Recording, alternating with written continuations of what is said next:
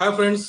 मैं हूं सुनील कटेकरी और मेरे साथ है मेरे फ्रेंड संजय देवगरकर। नमस्कार। नमस्कार। आज हम बात करने वाले हैं एक्सीडेंट प्रिवेंशन के बारे में। ओके। शुरुआत करेंगे हम एक्सीडेंट मतलब क्या, व्हाट इज एन एक्सीडेंट। या थैंक्स सुनील। ये एक इम्पोर्टेंट टॉपिक हमने आज डिस्कशन के लिए लिया है।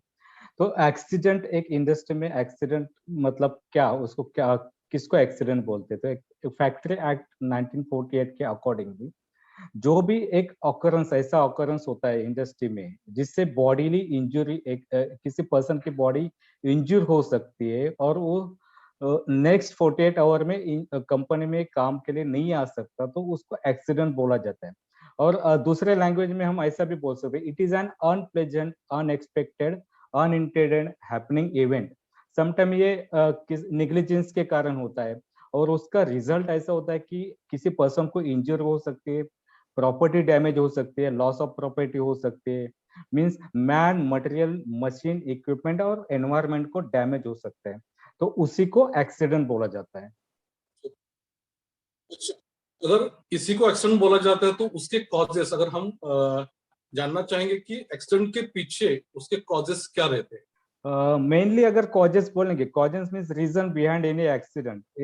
कोई भी एक्सीडेंट जो इंडस्ट्री में या किधर भी होता है, उसके दो मेजर कॉजेस रहते हैं, एक अनसेफ एक्ट और दूसरा unsafe condition. Unsafe act mainly human behaviour के कारण होता है और unsafe conditions is depend on the situation of that particular area. उसके कारण उधर एक्सीडेंट हो सकते हैं और वो उसका result any man, material, machine, equipment और एनवायरमेंट डैमेज में हो सकता है। तो ओके। मेनली ये दो कॉजेस है, unsafe act and unsafe condition. Okay. अच्छा, तो unsafe act and unsafe condition, unsafe action और एंड अनसेफ कंडीशन, यही बेसिकली दो कॉजेस है किसी भी एक्सीडेंट को होने के लिए। Correct. Exactly, thank you very much. या इसके आगे अगर एक्सीडेंट हम देखेंगे तो ओवरऑल एक्सीडेंट इंजरी होती है या नहीं होती है, लेकिन उसको अलग अलग कैटेगरी में अगर हमको डिफाइन करना है, अलग अलग कैटेगरी में हमको देखना है, उसको बाइफर्केट करना है, ओके। तो व्हाट आर दैट कैटेगरीज या क्लासिफिकेशन और टाइप्स वी कैन से, क्या होते हैं। यस, देर आर कैटेगरीज और क्लासिफिकेशन, एक्सीडेंट के क्लासिफिकेशन हम बोल सकते हैं।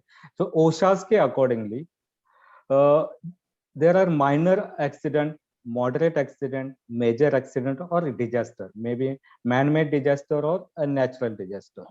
तो माइनर एक्सीडेंट क्या होते हैं? एक्सीडेंट तो ऐसे एक्सीडेंट जिसमें लाइफ लॉस नहीं होती या प्रॉपर्टी और एनवायरनमेंट को कुछ भी हानि नहीं जाती। मॉडरेट एक्सीडेंट मींस उसमें इंजुरी, स्लाइट इंजुरी हो सकती है, लेकिन लाइफ लॉस या प्रॉपर्टी और एनवायरनमेंट को ज्यादा हानि नहीं होती।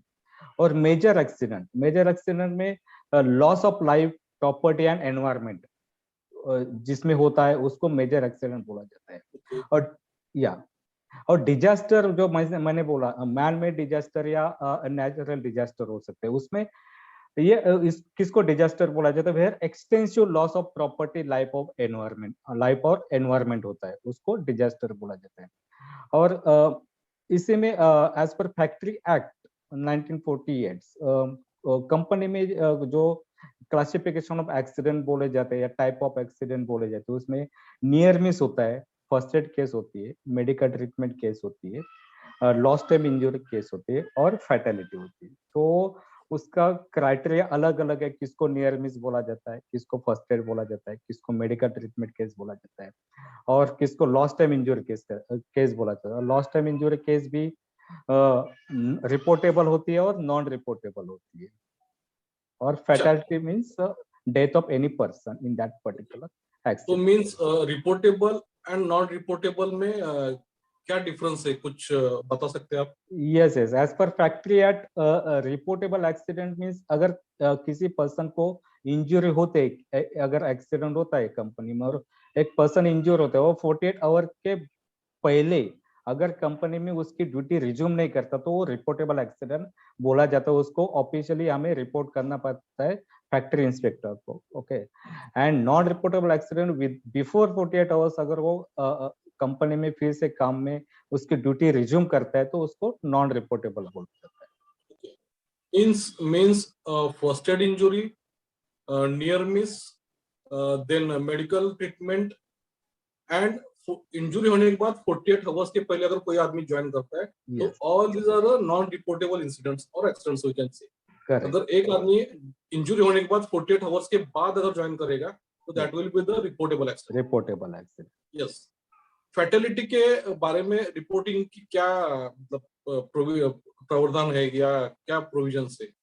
अगर किसी कंपनी में फैटेलिटी इंसिडेंट होता है कि मतलब ऐसा एक एक्सीडेंट में किसी की डेथ हो जाती है तो उसको इमीडिएट रिपोर्ट करना पड़ता है आइदर टेलीफोनिक या मेल कम्युनिकेशन से फैक्ट्री इंस्पेक्टर को, और बाद में उसका जो फॉर्म सबमिशन जो रहता है वो हम बाद में भी कर सकते हैं।